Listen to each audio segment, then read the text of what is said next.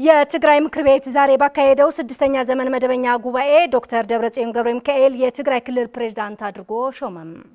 ምክር ቤቱ ወይዘሮ ኪሮስ ሓጎስ አፈ ጉባኤ ወይዘሮ ምሕረት በርሀ ምክትል አፈ ጉባኤ በማድረግ ሹመቱን አጽድቋል። ዕለቱ አጀንዳዎች በሙሉ ድምጽ ያጸደቀው ምክር ቤቱ ላለፉት 3 ዓመታት በይደር የቆየው የትግራይ መንግስት ምክር ቤት ስራው እንዲጀመር ባቀረበው ሞሽን ላይ ውይይት በማድረግ በሁለት ድምጽ ተአቅቦ በአብላጫ ድምጽ አጽድቆታል። በመቀጠልም በህዝባዊ ወያነ ሓርነት ትግራይ ሊቀመንበር ዶክተር ደብረጽዮን ገብረሚካኤል ለቀረበው የፕሪቶሪያው ስምምነትና አሁናዊ ሁኔታ ሪፖርት አፈጻጸም አዳምጦ ውይይት በማድረግ ሪፖርቱ በሙሉ ድምጽ አጽድቆታል። ምክር ቤቱ ባጸደቃቸው አጀንዳዎች መሰረት የፕሬዝዳንት ምርጫ የተደረገ ሲሆን ዶክተር ደብረጽዮን ገብረሚካኤል በአንድ ተቃውሞ በ3 ድምጽ ተአቅበው በአብላጫ ድምጽ የትግራይ መንግስት ፕሬዝዳንት አድርጎ በመሾም ቃለ መሐላ ፈጽመዋል።